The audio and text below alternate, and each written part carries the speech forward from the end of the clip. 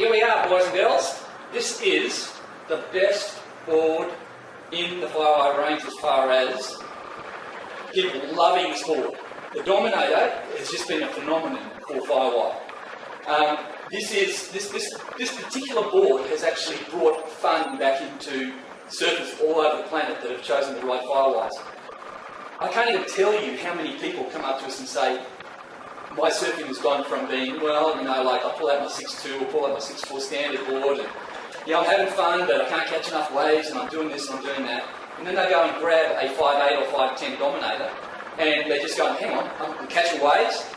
I can do a turn, I can hold a turn through, hold the rail through a turn, I can hit the lip, I can go square off the bottom, I can do a full roundhouse cutty. I'm not surfing a fish, I'm surfing a high performance hybrid. So the secret to this board is actually the volume. If you look at, I don't know if you can see it in the video, but this board has got a lot of thickness in the tail. And the important thing about this board is you surf it off the tail. And it maintains speed through every turn you do. It's super easy to catch waves, but it has a reasonably contemporary rocker. The bottom curve is not really flat like the El Fuego. The bottom curve is not flat like a fish. It has a similar curve to a standard shortboard. So the board still surfs really tightly in the pocket. This thing is insane. You know, we never get bad feedback from Dominators. The only time it ever really happens is when the surfer actually gets the wrong board. Now for an average to competent surfer or to a high performance surfer, let's say competent to high performance, it's really important to go smaller, which is kind of hard to deal with. I normally ride a 6.2.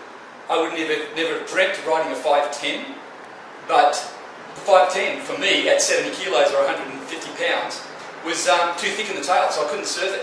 I jumped on the 5.8, things just magic. So there's a lot of guys who sometimes get the wrong Dominator and jump down a couple of inches and then just firing on all fours. For average surfers, intermediate to average surfers, it doesn't hurt to have that bit of extra volume if you're not really driving hard off the bottom. But any surfer who's driving hard off the bottom, it's super important to have the correct volume. Check this little puppy. Here we have a Dominator, like I said, one of the best boards known to man, and that's not an exaggeration. And here we have an example of our collaboration with Arbor, one of the coolest companies in California.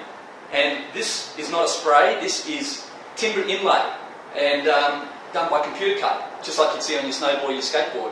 And in fact, you can get a snowboard that looks exactly the same as this, so you can be the man of all elements. Okay, the other important thing about the Dominator is it can be surfed as a thruster or a quad. I personally prefer the Dominator as a quad, as a thruster. I love the really directional feel you get out of a thruster, and it seems to work best for me because the Dominator has a little bit more curve than what the El Fuego has running through the tail.